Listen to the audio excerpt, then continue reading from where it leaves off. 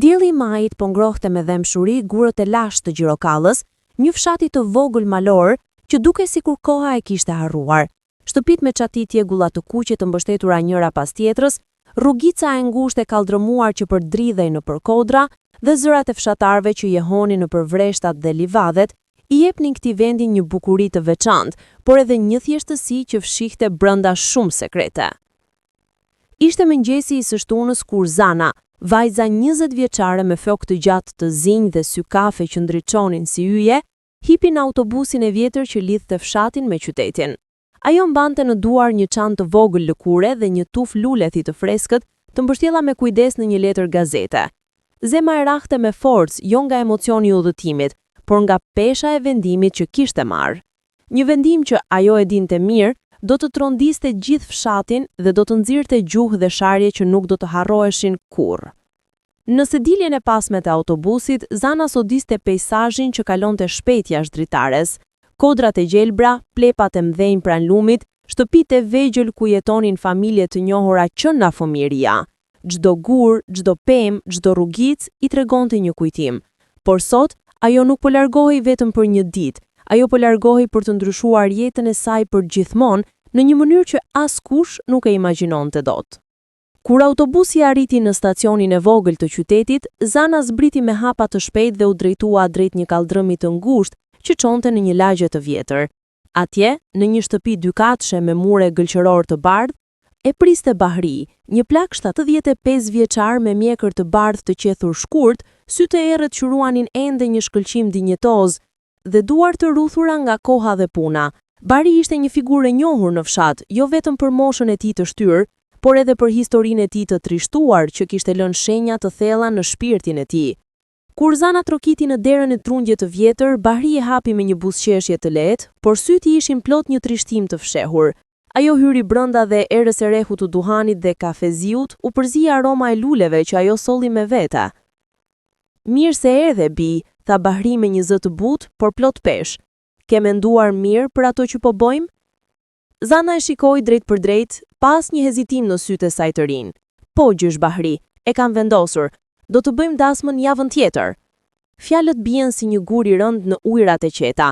Bahri u ul në një karrigje të vjetur drunjit, pranë xhakut të fikur, dhe mbështeti kokën me duart e tij.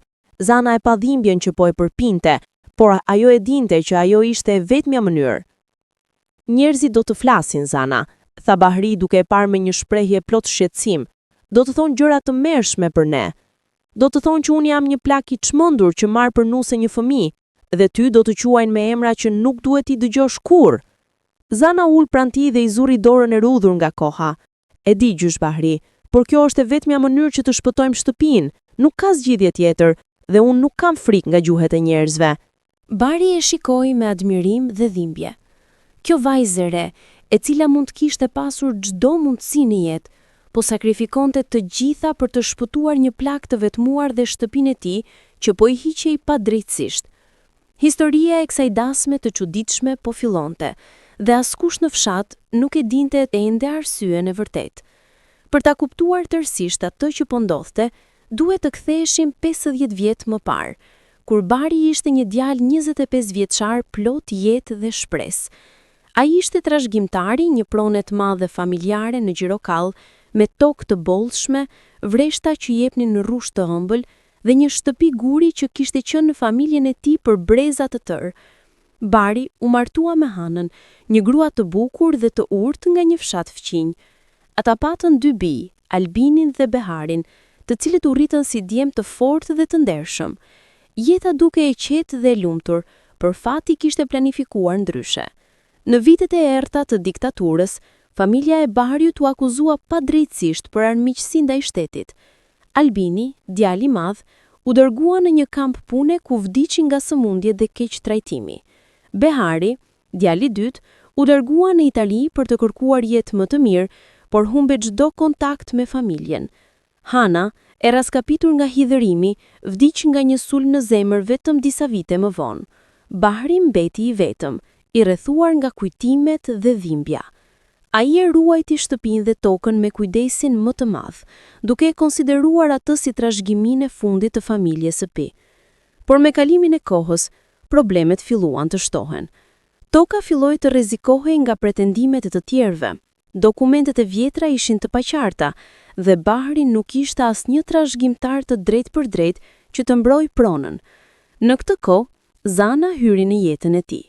Zana ishte vajza e Elenës, një gruaje që kishte punuar për Bahrin si punëtore dheu në vitet e fundit. Elena ishte e ve dhe kishte rritur Zanën vetëm, me punë të rënda dhe sakrificë të pafundme.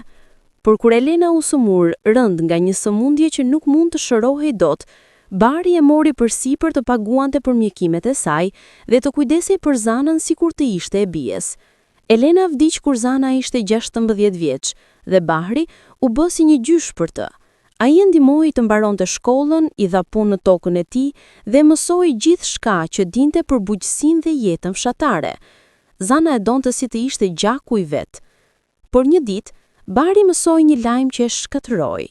Një familje e langët që pretendonte lidhje me të në ndonjë formë, kishte ngritur padi në gjykat për të marrë shtëpinë dhe tokën e tij. Ata argumentonin se Bahri nuk kishte trashëgimtar të drejtë për drejtë dhe se toka duhej të kalonte tek ata. Avokati i Bahriut i tha se kishte vetëm një zgjidhje.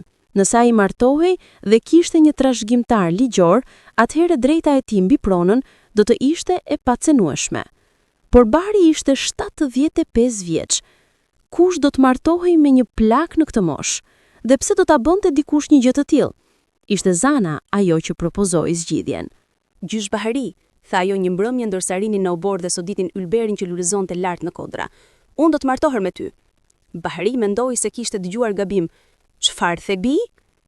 Do të martohem me ty, përsëriti Zana, me një vendosmëri që e la pa fjalë. Jo për dashuri romantike, por për të të shpëtuar shtëpinë. Kjo është vetmja mënyrë, dhe unë nuk dua të të shoh duke humbur gjithçka që ke punuar gjithë jetën.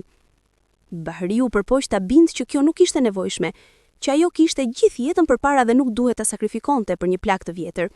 Por Zana nuk donte të dëgjonte. Ajo e kishte vendosur. Dhe tani, ata po përgatiteshin për dasmë që do të trondit të gjithë fshatin. Javët që pasuan ishin plot tension dhe përgatitje të fshehta. Bahri dhe Zana vendosën të mos i tregonin askujt planin e tyre deri në momentin e fundit. Ata e dinin që reagimi do të ishte i ashpër. Ndaj vendosën të organizonin gjithçka në heshtje dhe të bënin dasmë në shtëpinë e Bahriut vetëm me praninë e disa dëshmitarëve të nevojshëm. Por lajmi u rrjedh, ndodh gjithmonë në fshat. Një fjalë thënë gabimisht, një shikim i dyshimt, një bisedë dëgjuar pa dashje, dhe kështu, brenda pak ditësh e gjithë Gjirokalla po fliste për një gjë të vetme. Bahri plaku po martohej me Zanën, vajzën 20 vjeçare. Reagimi ishte ashtu siç e kishin parashikuar. Gjyshet të moshuara dilnin në rrogë dhe flisnin me zë të lartë. Nuk ka turp më, një plak që mund të jetë stërgjyshi i saj, dhe ajo po martohet me të. Çfarë kanë bërë kohët? Fqinjët tundin kokat me zhgënjim. Ajo vajzë ishte kaq e mirë, kaq e sjellshme, sigurisht që plaku e ka mashtruar apo e ka detyruar. Burrat ulur nën hijen e plepave po diskutonin me zemërim. Kjo është turp për fsatin ton. Si mund të lejojmë një gjë të tillë? Por kishte edhe ata që heshtën, që mendoheshin thellë dhe pyesnin veten, pse do ta bënte ajo një gjë të tillë? Pse do të sakrifikonte jetën e saj? Në mesin e kësaj stuhie opinionesh, Zana este me kokë të ngritur nëpër rrugët e fshatit. Ajo nuk u përgjigj askujt, nuk ju jepte shpjegime. Ajo thjesht vazhdonte punën e saj, punte në tokën e Bahriut, mblidhte fruta, u jiste lule, sikur asgjë nuk po ndodhte. Por brenda, zemra e saj po coptohej. Çdo fjalë që dëgjonte ishte si një thik që depërtonte thellë. Ajo e dinte që njerëzit nuk e kuptonin. Ajo e dinte që ata mendonin gjëra të këqija për të, por ajo nuk mund të shpjegonte të vërtetën. Jo ende. Një mbrëmje, ndërsa dielli po perëndonte dhe qielli po mbushej me ngjyra portokalli dhe vjollc, Zana ul në oborrin e shtëpisë të Bahriut dhe filloi të qante. Ishtin lotet e parë që ajo kishte derdhur që kur kishte marrë vendimin. Lot të heshtura të dëmshme që rridhin si një lum i ngushtë nëpër faqet e saj. Bahri doli nga shtëpia dhe pa ato të ulur atje me supët që dridheshin. Ai u ul pranë saj dhe nuk tha asgjë. Thjesht qëndroi atje si një prani e qetë në mes të stuhisë. Nuk e di nëse po bëj gjën e dur, tha Zana me zë të thyer. Nuk e di nëse kjo vlen për çdo gjë që do të humbas. Bahri vuri dorën e tij të vjetër mbi supet e saj. Zana, nëse ti nuk dëshiron ta vazhdosh, ne ndalojmë këtu. Nuk dua që ti të vuash për mua. Zana e fshiu fytyrën dhe e shikoi me sy të kuq. Jo, gjysh Bahri, unë e kam vendosur, por kam frikë nga gjykimet, nga sharjet, nga njerëzit që më shikojnë sikur jam bërë e keqe. Bahri e shikoi me një butësi që rrallë here kishte treguar. Ti nuk je e keqe, Bia. Ti je më e mira që kam njohur në këtë jetë, dhe një ditë njerëzit do ta kuptojnë. Ato fjalë i dhanë Zanës forcën që i duhej për të vazhduar. Dita e dasmës erdhi më shpejt se sa pritej. Ishte një ditë e qetë qershori, me diell të butë dhe një erë të lehtë që barte aromën e lulelakut dhe mentës së egër nga kodrat përreth. Nuk ishte asnjë festim të madh, asnjë muzikë që e honte në përfshat, asnjë tavolinë të shtruar me ushqime dhe pije. Vetëm Bahri dhe Zana, bashkë me një prift plak që kishte pranuar të bënte ceremoninë dhe 2 dëshmitar që Bahri kishte thirrur nga qyteti. Ata u mblodhën në dhomën e madhe të shtëpisë së Bahriut, me muret e vjetra që ruanin fotografi të zverdhura dhe udhime të kohëve më të mira. Zana mbante një fustan të thjeshtë të bardhë që kishte bler nga tregu i vogël i qytetit dhe kishte thurrur flokët e saj në një copë të bukur. Ajo nuk dukej si një nuse e lumtur, por as e trishtuar. Ajo dukej e vendosur, si dikush që po bën një sakrificë për një qëllim më të lartë. Bahri shikoi me një butësi që rrallë here kishte treguar. Ti nuk je e keqe, Bia, ti je më e mira që kam njohur në këtë jetë, dhe një ditë njerëzit do ta kuptojnë. Ato fjalë i dhanë Zanës forcën që i duhej për të vazhduar. Dita e dasmës erdhi më shpejt se sa pritej. Ishte një ditë e qetë qershori, me diell të butë dhe një erë të lehtë që barte aromën e lulelakut dhe mentës së egër nga kodrat përreth. Nuk ishte asnjë festim të madh, asnjë muzikë që e honte në përfshat, asnjë tavolinë të shtruar me ushqime dhe pije. Vetëm Bahri dhe Zana, bashkë me një prift plak që kishte pranuar të bënte ceremoninë, dhe 2 dëshmitar që Bahri kishte thirrur nga qyteti. Ata u mblodhën në dhomën e madhe të shtëpisë së Bahriut, me muret e vjetra që ruanin fotografi të zverdhura dhe kujtime të kohëve më të mira. Zana mbante një fustan të thjeshtë të bardhë që kishte bler nga tregu i vogël i qytetit dhe kishte thurrur flokët e saj në një copë të bukur. Ajo nuk dukej si një nuse e lumtur, por as e trishtuar. Ajo dukej e vendosur, si dikush që po bën një sakrificë për një qëllim më të lartë. Bahri mbante një kostum të vjetër të zi që kishte ruajtur për raste të veçanta. Ai nuk buzëqeshte, por në sytë e tij kishte një respekt të thellë për vajzën që po qëndronte pranë tij. Ceremonia ishte e shkurtër. Prifti lexoi lutjet, ata këmbyen unazat e thjeshta dhe pastaj u bë heshtje. Një heshtje e rëndë, plot kuptim dhe pyetje të pambyllura. Kur ceremonia mbaroi, dëshmitarët u larguan shpejt, sikur nuk donin të ishin pjesë e kësaj historie për më gjatë. Bahri dhe Zana mbetën vetëm në atë shtëpi të madhe, të rrethuar nga heshtja dhe pesha i vendimit që kishin marrë. Tani, çfarë bëjmë? Pyeti Zana, duke ulur në një karrige pranë dritares. Tani, presim dhe vazhdojmë të jetojmë ashtu siç kemi jetuar gjithmonë. Kjo dasmë është vetëm një akt ligjor për të mbrojtur pronën, asgjë më shumë. Por të dy e dinin që asgjë nuk do të ishte më e njëjtë. Lajmi për dasmën u përhap si zjarr në fshatin e vogël. Njerëzit nuk e besonin. Disa mendonin se ishte një shaka e keqe, të tjerë mendonin se ishte një mashtrim dhe shumica ishin të bindur që Bahri kishte abuzuar me Zanën në ndonjë mënyrë. Femrat e fshatit organizuan një takim në shtëpinë e plakës Dava, një grua e vjetër që ishte si lidere pas së thënave në gjirokall. Ato ulën rreth sofrës, pinë kafe të hidhur dhe diskutuan me zëra të ngritur. Kjo nuk është martesë, kjo është krim, tha njëra prej tyre, duke tundur gishtin me zemërim. Ajo vajzë është ashtere dhe ai është një plak i vjetër që mund të vdes nesër. Duhet të bëjmë diçka, shtoi një tjetër. Duhet të flasim me Zanën, ta bindim që kjo është gabim. Por plaka Dava, që kishte qenë e heshtur deri atëherë, ngriti dorën për të ndaluar zhurmën. Para se të gjykojmë, duhet të pyesim, pse e bëri ajo këtë? Çfarë e shtyu? Ato të tjerat u çuditën nga kjo pyetje. Çfarë rëndësie ka? Është gabim. Ndoshta, tha Dava me qetësi, por ndoshta ka një arsye që ne nuk e dim. Në anën tjetër të fshatit, burrat po diskutonin me aq tension. Disa nga ta donin të shkojnë te Bahri dhe ta përballeshin drejt për drejt. Si guxon të bëjë një gjë të tillë? Ai po na bën neve të gjithëve turp. Por një prej burrave të moshuar, që njihej si Gjergj, u ngrit dhe foli me zë të qartë. Bahri nuk është njëri që bën gjëra të këqija. Unë e njoh atë që nga fëmijëria.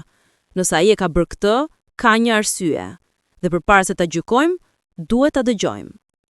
Këtë fjalë hodhën dyshime në zemrat e disa, por shumica mbetën të bindur që Bahri dhe Zana po bënin një gjë të gabuar. Ditët që pasuan dasmën ishin të vështira për Zanën. Kudo ku shkonte, ajo ndjente shikimet e njerëzve, dëgjonte përshpëritjet, shihte duar që tregonin nga ajo. Disa njerëz ktheheshin kur ajo kalonte, të tjerët e shikonin me përbuzë të hapur. Një ditë, ndërsa po blinte bukë në dyqenin e vogël të fshatit, dy gratë e reja që kishin qenë shoket e saj filluan të qesheshin me zë të lartë. "Shiko, nusja e re", tha njëra me ironi. "Sa e lumtur duket." "Sigurisht që është e lumtur. Tani është zonja një shtypie të madhe, edhe pse duhet pres që plaku të vdes për ta shijuar." Zana ndihu sikur një dorë e ftohtë e kishte shtrënguar zemrën. Ajo nuk u përgjigj, por dora i dridheshin larsa po paguante për bukën.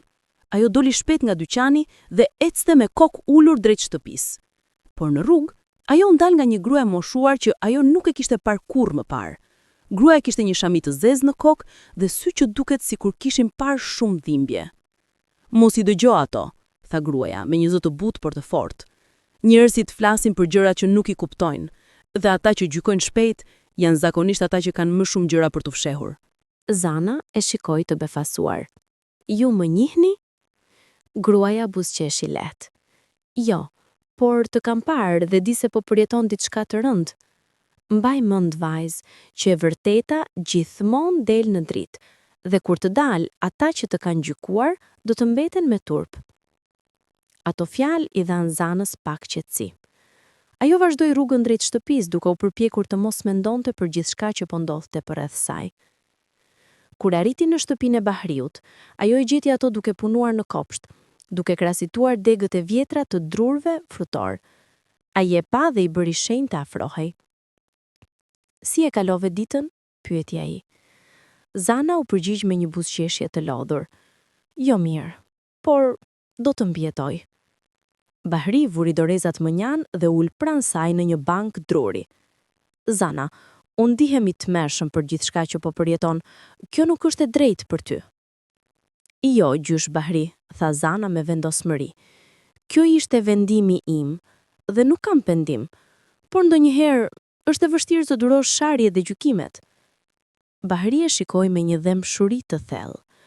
"Unë premtoj se një ditë, kur gjithçka të jetë zgjidhur, do të jap lirinë që meriton.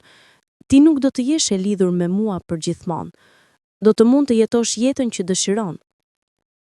Zana ndihu sikur një peshë u çlirua nga gjoksi i saj. Ajo dinte që Bahri ishte i sinqert dhe ajo dinte që koha do të tregonte të vërtetën. Javët kaluan dhe stuhia e opinioneve në fshat nuk u qetësua. Por Zana dhe Bahri vazhduan jetën e tyre të përditshme sikur asgjë nuk po ndodhte përreth saj. Ata punonin tokën, merreshin me shtëpinë dhe jetonin si gjysh dhe mbes, jo si bashkëshort. Por një ditë, ndodhi diçka që filloi të ndryshonte gjithçka. Një njeri i panjohur erdhi në fshat, duke pyetur për Bahriun. Ai ishte një burr i moshuar, me mjekër të bardhë dhe sy që duket se mbanin shumë histori. Ai thirri në derën e shtëpisë së Bahriut dhe kur Zana e hapi, ai pyeti me një zë të emocionuar. "A është Bahriu këtu? Unë jam Petro, vllai i Hanës." Zana e shikoi me habi. Ajo kishte dëgjuar për Hanën, gruan e parë të Bahriut, që kishte vdekur shumë kohë më parë, por kurrë nuk kishte dëgjuar për vllain e saj. Bahri doli nga dhoma dhe kur e pa Petron, fytyra e tij u zbe. "Petro?" Pas gjithë këtyre viteve. Petro hapi krahët dhe dy burrat u përqafuan me emocione të forta. Ata ishin ndarë për më shumë se 30 vjet dhe tani ishin rishikuar në këto rrethana të pazakonshme. "Erdha kur dëgjova për martesën tënde", tha Petro, duke e shikuar Zanën me kuriozitet. "Dhe doja të di të vërtetën. Pse e bëre këtë, Bahri?" Bahri jeftoi Petron të ulej edhe filloi të tregonte historinë e plot. Ai shpjegoi për padin, për kërcënimin që po humbisnin shtëpinë dhe për vendimin e Zanës për ta shpëtuar atë. Petro dëgjoi me vëmendje dhe kur Bahri mbaroi, ai tundi kokën me respekt. "Kjo është një sakrificë e madhe", tha ai, duke e shikuar Zanën. "Ti je një vajzë e jashtëzakonshme." Por pastaj Petro nxori nga xhepi një zarf të vjetër dhe ja dha Bahriut. Kam diçka që duhet ta dish. Është për Beharin. Bahri e hapi zarfin me duar që dridheshin. Brenda kishte një letër të shkruar me shkrim dore dhe një fotografi të zverdhur. Letra ishte nga Behari, djali i dytë i Bahriut, që ishte larguar në Itali shumë vite më parë. Ai ka vdekur, tha Petro me zë të trishtuar, por para se të vdiste, më kërkoi të gjejta të jap këtë. Bahri lexoi letrën me sy që u mbushën me lot. Behari kishte shkruar për jetën e tij në Itali, për vështirësitë që kishte përjetuar dhe për dashurinë e tij të pakursyer për familjen që kishte lënë pas.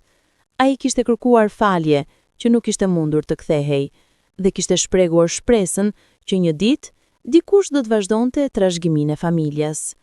Kur Bahri mbaroi se lexuari, ai ra në heshtje. Zana u ul pranë tij dhe e kapi dorën me dhëmbëshuri.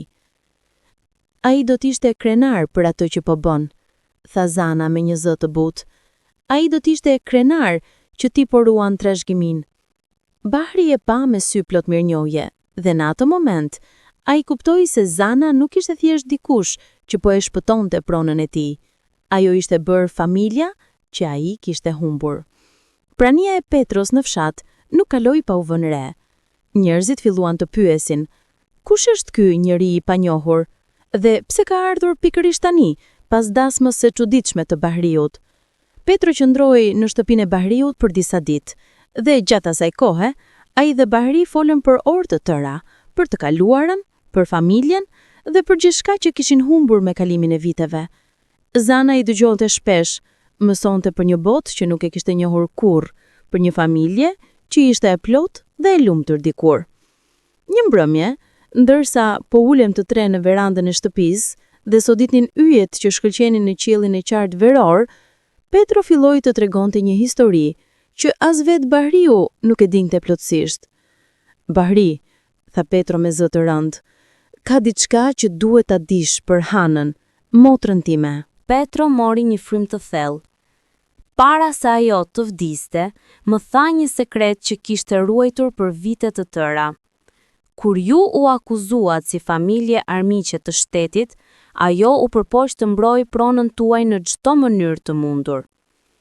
Ajo shkoi te zyrtarët, u lut, bëri çdo gjë që mundi, por nuk ja doli.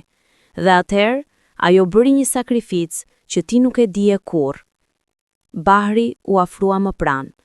Çfarë sakrifice? Ajo dha gjithçka që kishte, të gjitha stolitë e saj, të gjitha kursimet e fshehura, madje edhe sendet më të çmuara që kishte trashëguar nga familja jon, por t'i dhënë rishfet njerëzve që mund të ndihmonin. Por edhe kështu, nuk ja doli, dhe kjo e rrëzoi shpirtërisht. Ajo vdiq duke menduar se kishte dështuar. Bahri mbeti i shokuar. Pse nuk më tha kurrë? Sepse nuk donte që ti të ndjehesh e fajtor, shpjegoi Petro. Ajo të donte më shumë se gjithçka në këtë botë dhe nuk donte që ti të mbaje atë barr. Zana kishte lot në sy ndërsa dëgjonte këtë histori. Ajo e kuptoi tani se Bahri kishte përjetuar humbje pas humbjeje dhe se çdo gjë që ai kishte ruajtur nga jeta ishte ajo shtëpi dhe ajo tokë që tani po kërcënoheshin përsëri. Petro vazhdoi. Por ka edhe diçka tjetër. Hana më la një porosi. Nëse dikush do të shpëtonte shtëpinë tuaj, ai person do të ishte trashëgimtari i vërtet i familjes son, jo vetëm në letër, por edhe në shpirt. Ai e shikoi Zanën drejt për drejt. Dhe unë mendoj se ajo person je ti, Zana. Zana u befasua. Por unë nuk jam pjesë e familjes suaj. Jo me gjak, tha Petro, por me zemër, dhe kjo është më e fortë. Këto fjalë prekën thellë të tre personat e ulur në atë verandë. Dhe në atë moment, ata filluan të kuptonin se kjo histori nuk ishte thjesht për një dasëm të pazakont, por për dashurinë, sakrificën dhe trashëgiminë e vërtet që kalon përtej gjakut. Petro nuk ishte njeri që rinte në heshtje. Ai filloi të fliste me njerëzit në fshat, duke shpjeguar historinë e vërtet të Bahriut, të familjes së tij dhe të sakrificës së Zanës. Ai tregoi për padinj që po kërcënonte pronën, për mungesën e trashëgjimtarëve dhe për vendimin e guximshëm të Zanës për ta shpëtuar një plak të pafajshëm nga padrejtësia. Në fillim, njerëzit ishin skeptik. A është kjo e vërtet, apo është thjesht një shpikje për ta justifikuar dasmën? Por Petro kishte dokumentet me vete. Ai tregoi letrën nga Behari, dokumentet ligjore të padis dhe historitë që ai veti kishte jetuar. Pak nga pak, opinionet filluan të ndryshonin. Plaka Dava, që kishte qenë gjithmonë e matur në gjykimet e saj, thiri një takim tjetër me gratë e fshatit. Kësaj radhe atmosfera ishte ndryshe. Kemi qenë të shpejta për ta gjykuar, tha ajo me një zë plot pendim. Kemi folur sharje për një vajzë që po bën diçka që asnjëra prej nesh nuk do të kishte guximin ta bënte. Gratë e tjera ulën kokat me turp. Disa prej tyre kishin folur gjëra të tmerrshme për Zanën dhe tani po kuptojnë se sa gabim kishin bërë. Duhet i kërkojmë falje, tha njëra prej tyre. Po, ra dakord Dava, por jo vetëm me fjalë, me vepra. Në anën tjetër të fshatit edhe burrat po ndryshonin mendim. Gjergji, që kishte qenë i pari që kishte mbrojtur Bahrin, tani po organizonte një mbledhje për të diskutuar se si mund të ndihmonin. Bahri është një nga ne, tha ai. Dhe nëse dikush po përpiqet ta marrë pronën e tij padrejtësisht, ne duhet të qëndrojmë pranë tij. Disa nga burrat propozuan të mbledhin para për t'i paguar avokatit më të mirë që mund të gjenin. Të tjerët ofruan të shkonin si dëshmitar në gjykat për të dëshmuar për karakterin e Bahriut dhe të familjes së tij. Lëvizja ishte filluar. Fshati që më parë kishte qenë plot me gjykime dhe sharje, tani po fillonte të bashkohej për ta mbrojtur njërin prej të tyrve. Muaji që pasoi ishte plot përgatitje intensive. Avokati i Bahriut, një burr i moshuar por me përvojë të gjerë në çështje prone, u habit kur pa se sa njerëz nga fshati po ofronin për ta ndihmuar. Ai mori dëshmitar, mblodhi dokumente historike dhe përgatiti një mbrojtje të fortë. Dita e gjykimit erdhi në një mëngjes shtatori të freskët. Bahri, Zana, Petro dhe një grup prej 15 fshatarësh nisën për në qytet me autobusin e vjetër. Atmosfera ishte e tensionuar, por edhe plot shpresë. Salla e gjykatës ishte mbushur plot. Familja që pretendonte pronën e Bahriut ishte atje, me avokatin e tyre që dukej sigurt përfitore. Ata ishin 3 vëllezër të moshuar që pretendonin se ishin kushërinj të largët të Bahriut dhe se, sipas ligjit të trashëgimisë, toka duhej t'u kalonte atyre, pasi Bahriu nuk kishte trashëgimtar të drejt për drejt. Gjyqtari, një grua e moshës së mesme me një pamje të rrept por të drejtë, hapi seancën dhe filloi të dëgjonte argumentet. Avokati familjes pretendente filloi pari. Ai paraqiti dokumente që tregonin një lidhje të largët familjare dhe argumentoi se sipas ligjit të trashëgimisë, toka duhet t'u kalonte klientëve të tij. Por kur erdhi radha e avokatit të Bahriut, ai qëndroi dhe foli me një forcë të qartë. Moshën më të brisht të jetës së tij. Njerëz që nuk e kanë vizituar asnjëherë, që nuk i kanë dhënë asnjë ndihmë, po kërkojnë ta marrin atë që ai ka ndërtuar me gjithë jetën e tij. Ai vazhdoi duke paraqitur dëshmitarët. Njëri pas tjetrit, fshatarët dolën dhe dhanë dëshmi për karakterin e Bahriut, për kontributin e tij në komunitet dhe për sakrificat që kishte bërë. Petro doli si dëshmitar dhe tregoi historinë e familjes, duke përfshirë letrën nga Behari, që tregonte dëshirën e tij që trashëgimia të ruhet. Dhe pastaj, Zana u thirr të dëshmoj. Ajo u ngrit me këmbë të dridhur dhe shkoi te tryeza e dëshmitarëve. Salla ishte e qetë. Të gjithë po e shikojnë me kuriozitet. Gjyqtarja e pyeti: "Zonjë Zana, ju u martuat me një burr 55 vjet më të vjetër se ju. A mund të na shpjegoni pse?" Zana mori një frymë të thellë dhe filloi të fliste me një zë të qartë dhe të vendosur. "Gjysh Banri më shpëtoi jetën kur nëna ime vdiq. Ai nuk kishte asnjë detyrim ndaj meje, por më trajtoi si bijën e tij. Ai më dha strehim, arsim dhe dashuri.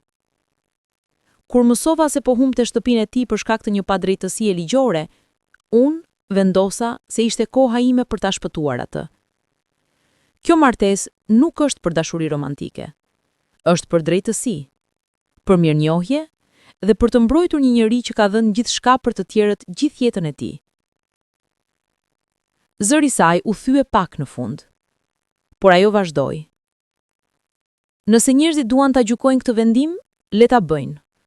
Por unë di se kam bërë gjën e duhur dhe do ta bëja përsëri. Salla mbeti në heshtje absolute. Edhe gjyqtarja duke e prekur nga këto fjalë. Avokati i familjes pretendente u përpoq të bëjë pyetje kundërshtuese. Por Zana ju përgjigj me qartësi dhe dinjitet çdo herë. Ajo nuk u tund, nuk u dobëzua. Kur seanca mbaroi, gjyqtarja tha se do të merrte një vendim brenda një jave. Java që pasoi ishte një nga më të vështirat që Bahri dhe Zana kishin përjetuar ndonjëherë. Çdo ditë zgjoheshin me shqetësimin se çfarë do të vendoste gjyqtarja. A do të humbisin gjithçka? A do të kishte vlerëtur sakrifica? Fshatarët erdhën çdo ditë për t'i vizituar, duke sjellë ushqime, fjalë ngushëllimi dhe mbështetje morale. Atmosfera në fshat kishte ndryshuar plotësisht. Ata që më parë ishin qenë kritikët më të ashpër, tani ishin mbështetësit më besnik. Një mbrëmje, ndërsa Zana bënte darkë në kuzhinën e vogël të shtëpisë, erdhi trokitje në derë. Kur e hapi, ajo gjeti dy gratë e reja që i kishin tallur në dyqan javën më parë. Ato qëndronin atje me kokat e ulura, të turpëruara. Zana, tha njëra prej tyre me zë të thyer.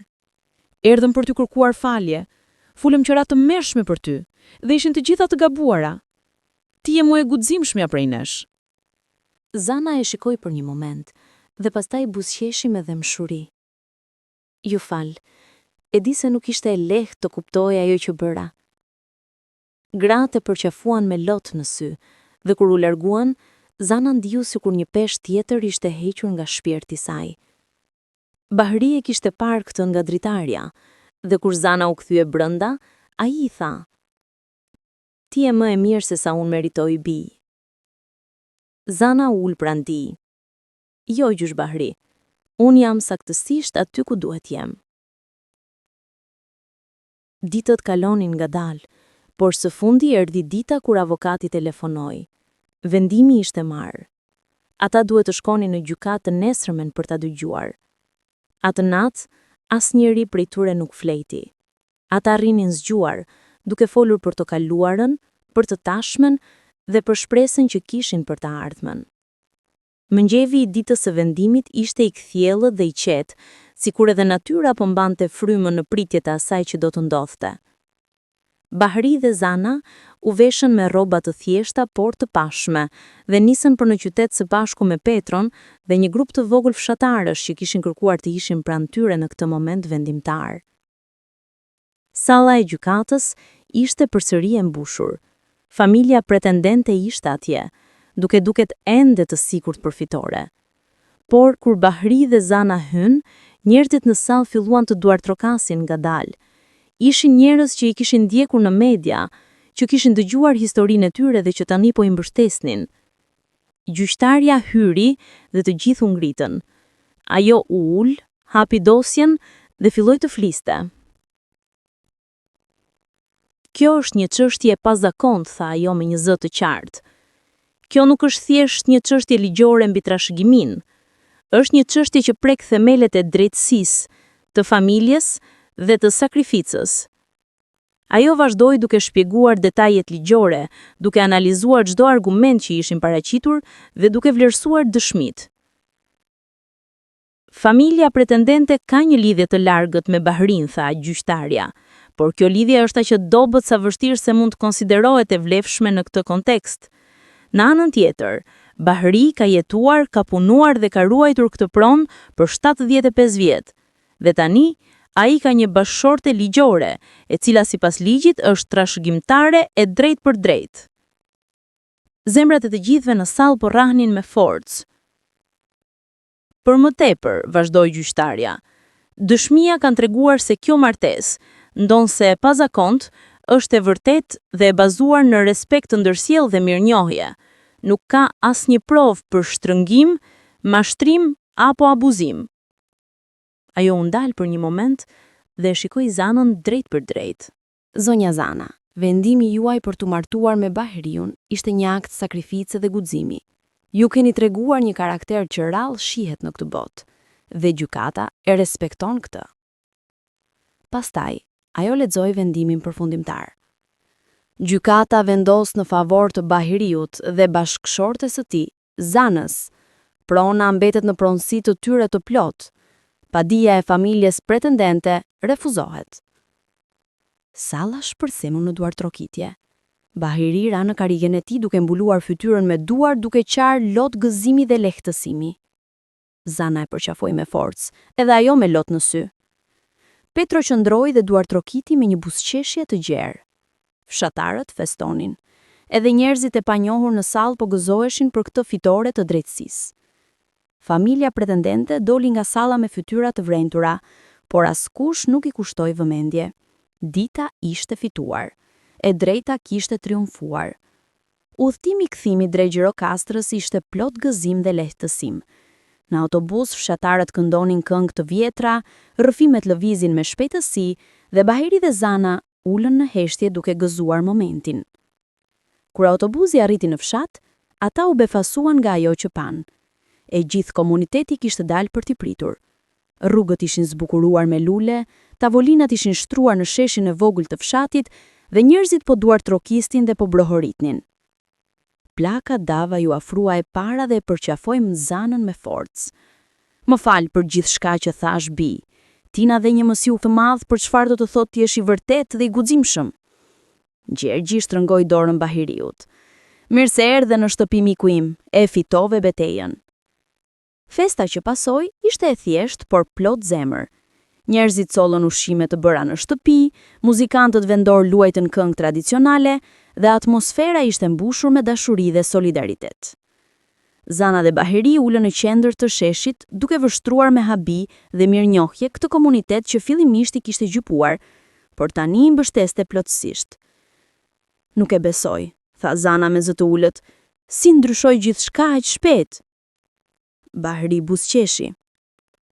Njerëzit janë të mirë në zemër, bi. Ata vetëm kishin nevojë të kuptonin të vërtetën. Ndërsa festa vazhdonte, Petro ngrit dhe kërkoi vëmendje. Dua të bëj një dolli, tha ai me zë të lartë. Të gjithë ngritën gotat e tyre. Për Zanën, tha Petro, vajzën që na mësoi se familja nuk është vetëm gjak, është dashuri, sakrificë dhe devotshmëri. Dhe për Bahiriun, njeriu që meritoi këtë bekime në fund të jetës së tij. Dhe për të gjithë ne, që kemi mësuar të mos gjykojmë shpejt dhe të vlerësojmë sakrificën. Gëzuar, thirr të gjithë në kor. Muajt që pasuan ishin plot ndryshime pozitive. Prona ishte siguruar dhe Bahri mund të flinte natën pa shqetësime. Por më e rëndësishmja, ai kishte gjetur një familje të re në Zanën dhe në komuniteti që tani e mbështeste plotësisht. Zana vazhdoi të punonte në tokë dhe në shtëpi, por tani ajo e bënte me një lehtësi të re. Ajo nuk ndihej më e gjykuar, nuk mbante më peshën e sharjeve dhe përbuzjes. Ajo ishte pranuar dhe e dashur. Një ditë ndërsa po punonte në kopësht, erdhi një grua e re nga një fshat fqinj. Ajo thiri Zanën më njanë dhe i tha: "Kam dëgjuar historinë tënde dhe doja të them se më ke frymëzuar. Unë po përjetoj diçka të ngjashme në jetën time dhe po më jep guxim." Zana buzëqeshi me dëmshuri. Nëse mund të ndihmoj në ndonjë mënyrë, je mirëpritur. Kjo ishte fillimi i diçkaje të re. Zana filloi të bëhej një figurë e respektuar në fshat, jo vetëm për sakrificat që kishte bërë, por edhe për urtësinë dhe dashamirësinë që tregonte. Njerëzit vinin te ajo për këshilla, për ndihmë dhe për ngushëllim. Bahri nga ana tij filloi të shkruante kujtimet e tij. Ai vendosi të dokumentojë historinë e familjes së tij, të jetës në fshat dhe të gjithçka që kishte përjetuar gjatë 75 viteve të tij. Petro e ndihmonte, duke i dhënë detaje për pjesët që Bahri nuk i mbante mend mirë. Një ditë, ndërsa po rinin në verandë dhe po pinin çaj mali, Bahri i tha Zanës: "E di se kjo martesë ishte vetëm për t'i shpëtuar pronës, por unë dua të dish se ti më ke dhënë më shumë se kaq. Ti më ke dhënë familje përsëri dhe për këtë do të jem përgjithmonë mirënjohës. Zana e shikui me dëmshuri. Dhe ti më dhe një qëllim, gjyshbahri. Para se të njihja, unë nuk dija se ku po shkonta në jetë. Por tani e di. Po ndihmoj dikë që e meriton, dhe po mësoj gjëra që nuk do t'i mësoja kurrë ndryshe. Ata qëndruan në heshtje për një moment, duke shijuar qetësinë dhe paqen që kishin fituar. Por jeta, siç ndodh gjithmonë, solli sfida të reja. Në pranverën vijuese, Bahri filloi të ndjejë të këqija shëndetësore. Ai filloi të lodhet shpejt, të humbas oreks dhe të ketë dhimbje në gjoks. Zana u shqetësua dhe këmbënguli që ai të shkonte te mjeku. Pas disa analizash, u zbulua që Bahri kishte probleme të rënda me zemrën. Mjeku tha se kishte nevojë për trajtim të shpejtë dhe ndoshta edhe për operacion. Zana u trondit nga lajmi, por nuk e la të dukej.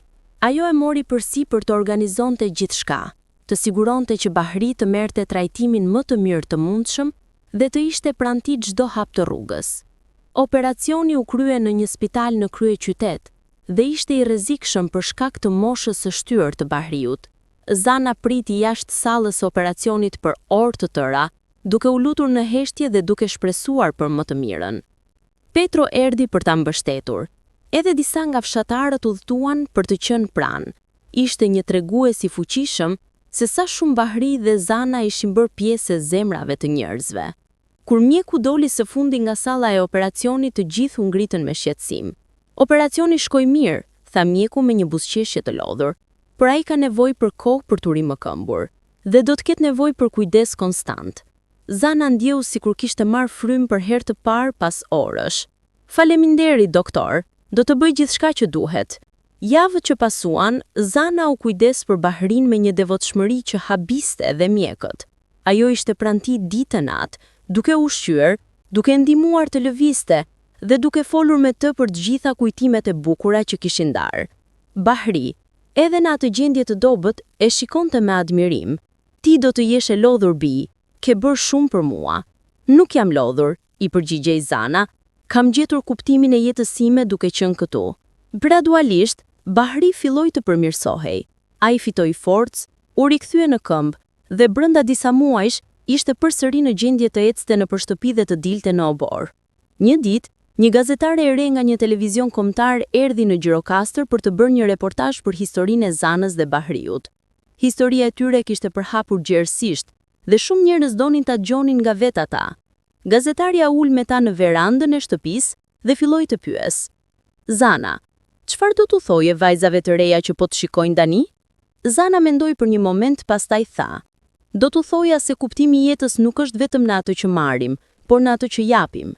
Ne jetojmë në një botë ku të gjithë kërkojnë lumturinë e tyre, por shpesh harrojmë se lumturia më e madhe vjen nga ndihmimi i të tjerëve. Nëse mund të bësh diçka të mirë për dikë, bëje. Mos prit që dikush tjetër ta bëjë. Gazetarja e shikoi me admirim. Dhe ti, Bahri, çfarë ke mësuar nga kjo përvojë? Bahri buzëqeshi me butësi. Kam mësuar se kurrë nuk është shumë vonë për t'u gjetur familje. Kam mësuar se mirësia e vërtet vjen nga zemra, jo nga gjaku.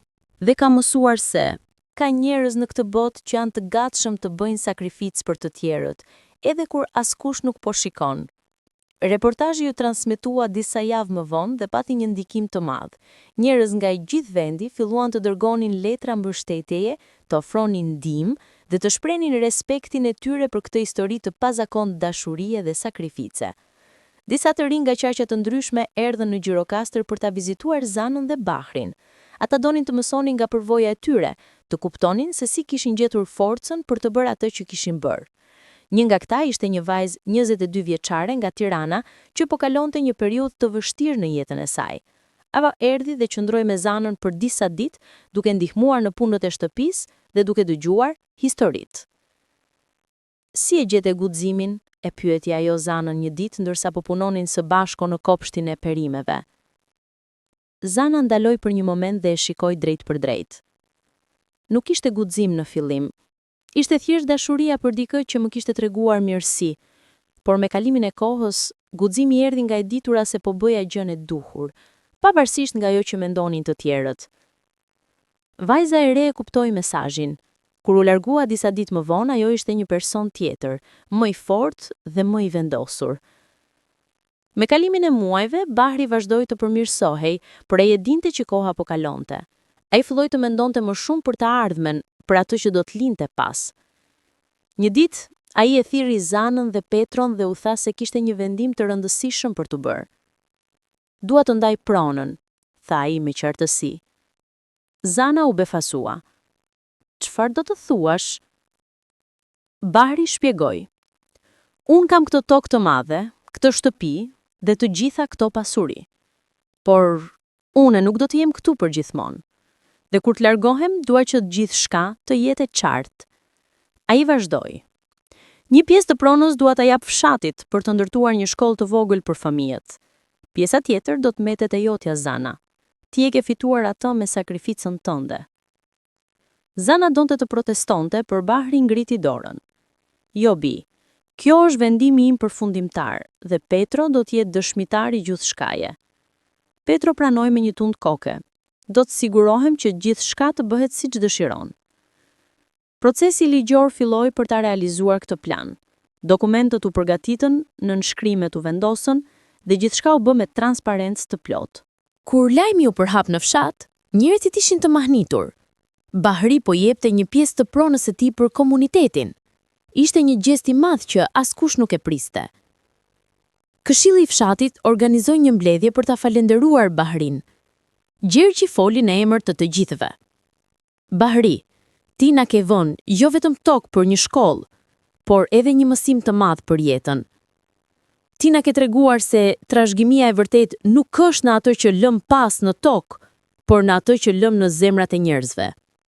Bahri u ngrit dhe foli me një zë që, edhe pse i dobët nga mosha, mbante ende dinjitet. Unë kam përjetuar shumë humbje në jetën time. Kam humbur familjen, kam humbur shëndetin, kam humbur shumë gjëra të çmuara.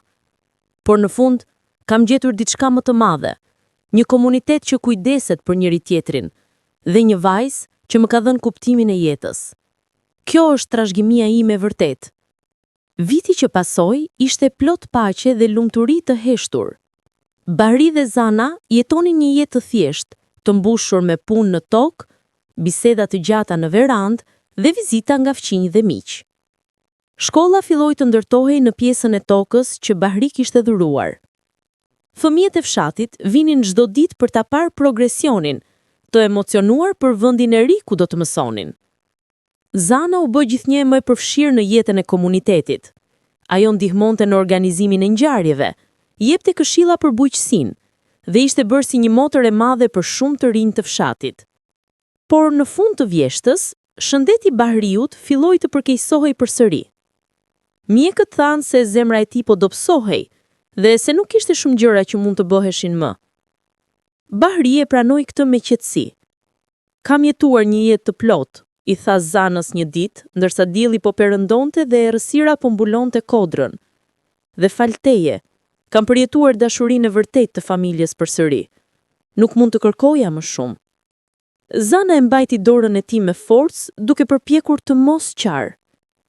Ti do të jesh gjithmonë këtu me mua, gjysh Bahri, në zemrën time, në kujtimet e mia, në gjithçka që kam mësuar prej teje. Bahri buzëqeshi me butësi.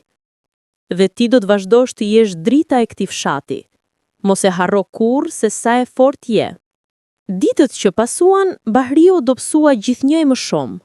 Zana nuk e la kurrë vetëm.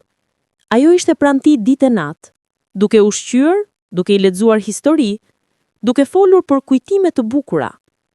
Petro erdhi dhe qëndroi me ta duke i dhënë mbështetje Zanës dhe duke kaluar kohë të çmuar me mikun e tij të vjetër.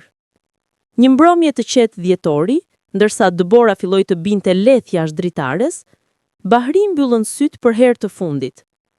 Ai u largua në paqe, i rrethuar nga dashuria atyre që e donin. Funerali i Bahriut ishte një nga ngjarjet më të mëdha që Gjirokalla kishte parë ndonjëherë. Njerëz nga fshatra të tjera, nga qytetet fqinj dhe madje edhe nga vende të largëta, erdhën për t'i paguar respektin e tyre të fundit. Arkivoli u vendos në dhomën e madhe të shtëpisë, të rrethuar nga lule dhe qirinj. Njerëzit kalonin për ta parë për herë të fundit, duke derdhur lot edhe duke kujtuar njeriun që kishte qenë shembull ndershmërie dhe dinjiteti. Zana qëndroi pranë arkivolit gjithë kohën, me një fytyrë të fortë por me sy plot të dhimbje. Ajo e dinte që kjo ditë do të vinte, por asgjë nuk mund ta përgatiste për dhimbjen e vërtet të humbjes. Ceremonia u mbajt në kishën e vogël të fshatit. Prifti foli për jetën e Bahriut, për sakrificat që kishte bërë dhe për trashëgiminë që kishte lënë. Bahri nuk ishte thjesht një njeri i mirë, tha prifti me një zë plot emocione. Ai ishte një simbol i fortësisë, i durimit dhe i dashurisë. Ai humbi shumë në jetën e tij, por kur nuk humbi besimin në mirësinë e njerëzve. Dhe në fund, ai gjeti atë që kishte kërkuar gjithë jetën, një familje që e donte me të vërtetë. Kur arkivoli u mbajt për në Varrez, e gjithë fshati e shoqëroi. Ishte një kolonë e gjatë njerëzish që ecnin në heshtje, duke mbajtur lule edhe duke qarë pas zë. Varri ishte në një kodër të bukur me pamje mbi luginën, pranë varreve të hënës dhe të djemve të tij, që kishin vdekur shumë kohë më parë. Tani, familja ishte bashkuar përsëri. Kur arkivoli ul në tokë dhe u mbulua me dhe, Zana ra në gjunjë dhe filloi të qante me të madhe. Ishin lotët që kishte mbajtur brenda për ditë të tëra, lotë të dhimbjeje, humbjeje, por edhe mirënjohjeje për kohën që kishin ndarë. Petro e ndihmoi të ngrihej dhe përqafoi. Ai ishte krenar për ty deri në momentin e fundit, i tha ai me zë të butë. Fshatarët u afruan një nga një për ta mëshilluar Zanën, duke i thënë fjalë dashurie dhe mbështetjeje. Ata e dinin që ajo kishte humbur më shumë se një bashkëshort. Ajo kishte humbur një figurë babanore, një mësues, një mik. Javët që pasuan ishin të vështira për Zanën. Shtëpia që dikur kishte qenë e mbushur me zërin e Bahriut, tani ishte e qetë dhe e boshatisur. Çdo qosh kujtonte diçka për të. Çdo send kishte një histori. Zana përjetoi ditë kur nuk ishte forcë të ngrihej nga shtrati.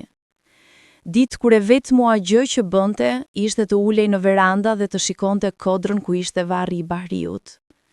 Por me kalimin e kohës, ajo filloi të gjente forcë në kujtimet e tyre dhe në mesazhin që Bahri i kishte lënë.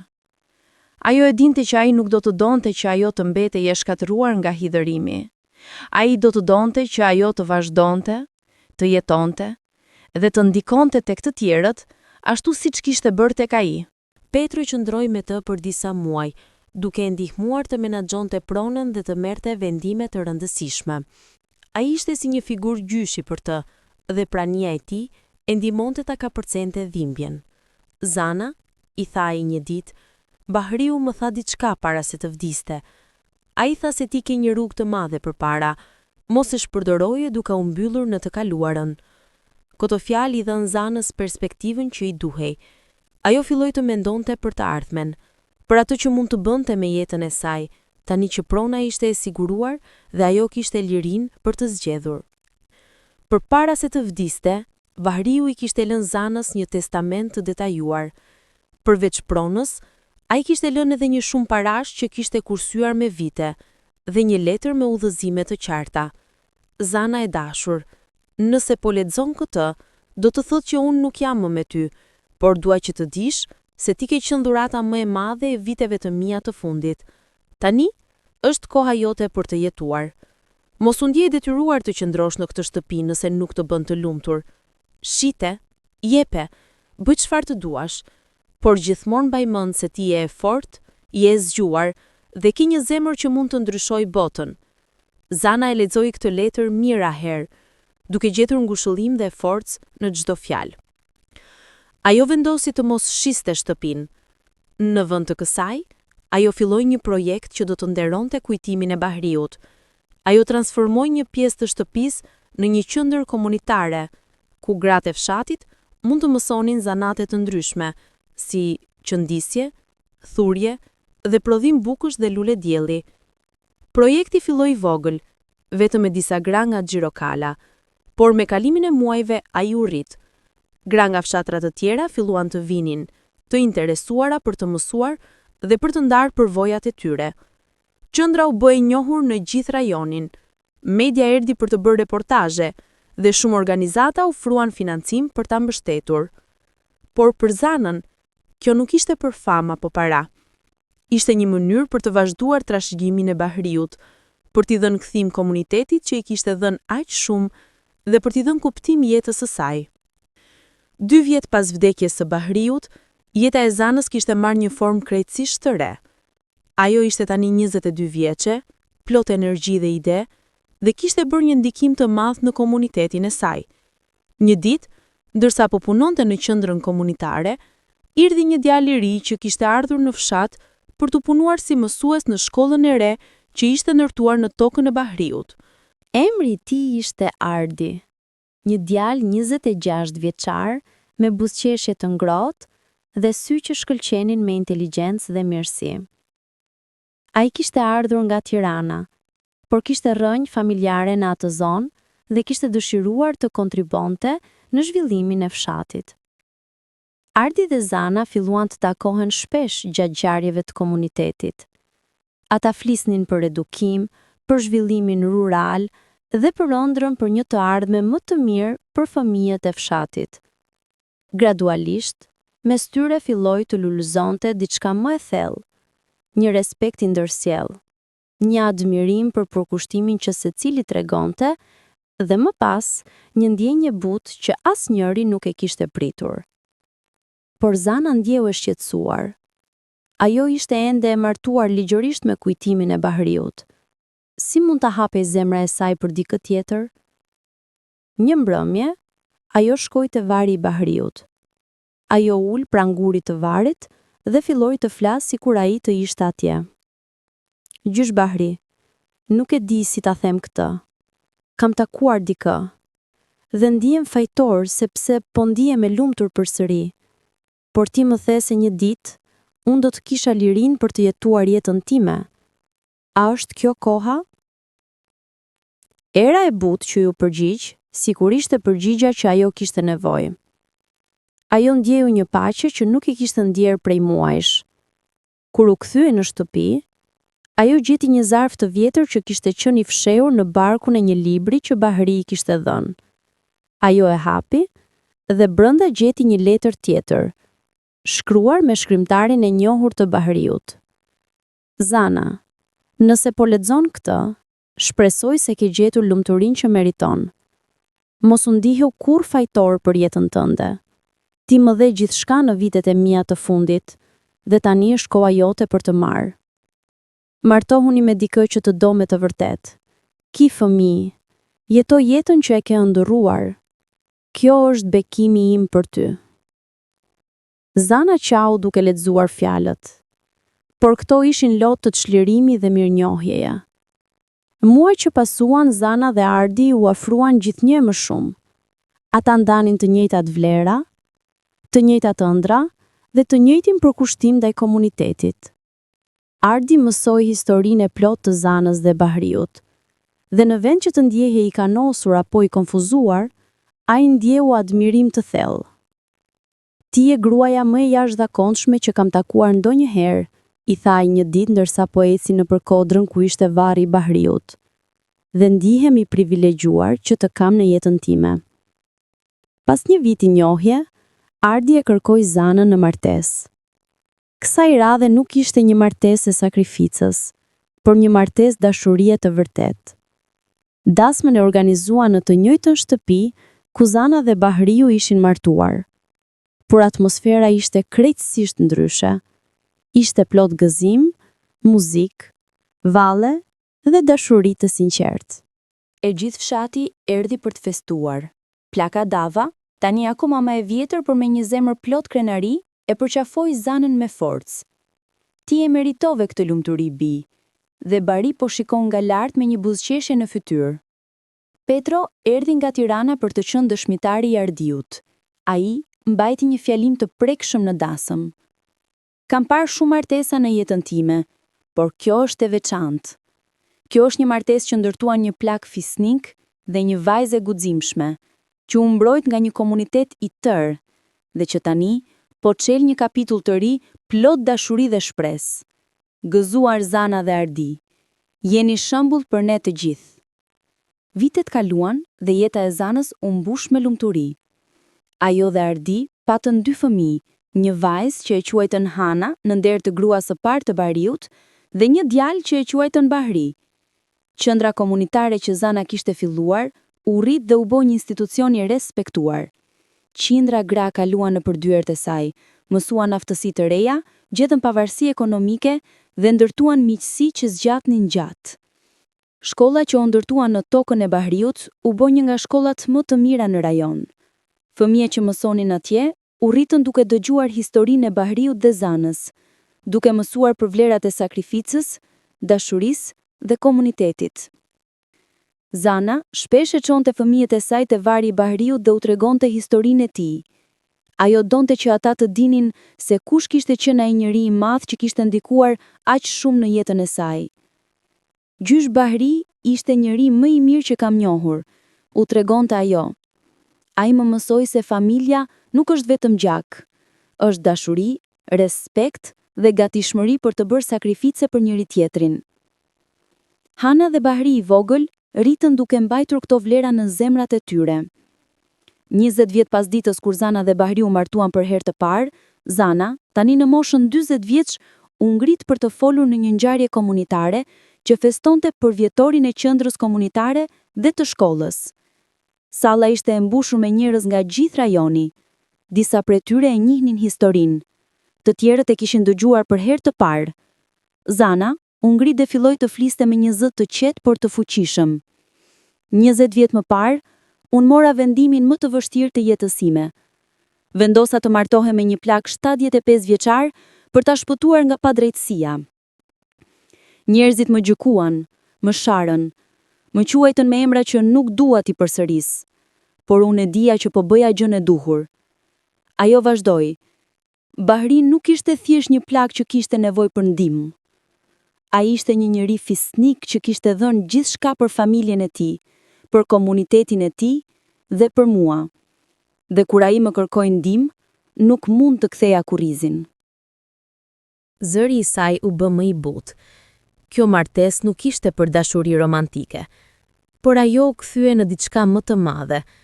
Ajo u bë një mësim për mua, për fshatrin dhe shpresoj për të gjithë ata që po më dëgjoj tani. Ajo e mbaroi me këto fjalë. Ne jetojmë në një botë ku gjithçka duket se është për veten tonë, por lumturia e vërtet vjen kur japim, kur sakrifikojmë, kur vendosim të tjerët para vetes. Kjo është ajo që Bahri më mësoi, dhe kjo është trashëgimia që dua t'u lë fëmijëve të mi dhe brezit të ardhshëm. Salla shpërtheu në duartrokitje. Njerëzit ishin të prekur thellë nga fjalët e saj. Kur Zana zbriti nga podiumi, Ardi e priti me një përqafim të ngrohtë.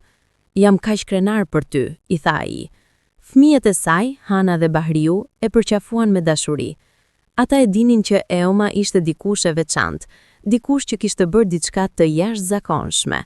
Historia e Zanës dhe Bahriut u përhap shumë për te Gjerokallës. Ajo u bë një histori që nënat ja tregonin bijave të tyre, që mësuesit ja tregonin zënësve, dhe që njerëzit ja tregonin njëri tjetrit kur donin të frymëzoheshin. Nuk ishte një histori e përsosur, kishte pasur dhimbje, gjykime, vështirësi, por ishte një histori e vërtet, një histori që tregonte se dashuria mund të marrë forma të ndryshme, se sakrifica ka vlerë, dhe se komuniteti mund të ndryshojë kur njerëzit zgjedhin të kujdesen për njëri tjetrin. Vite më vonë, kur Zana ishte bërë gjyshe dhe porinte në të njëjtën verandë ku dikur kishte ulur me Bahrin, ajo e soditi kodrën ku ishte vari i tij dhe buzëqeshi. Faleminderit gjysh Bahri për gjithçka që më dhe, për mësimet, për dashurinë dhe për trashëgiminë që vazhdon të jetoj. Dhe diku, në një botë tjetër, shpirti i Bahriut po buzëqeshte, i kënaqur me jetën që Zana kishte ndërtuar dhe me ndikimin që ajo vazhdonte të kishte.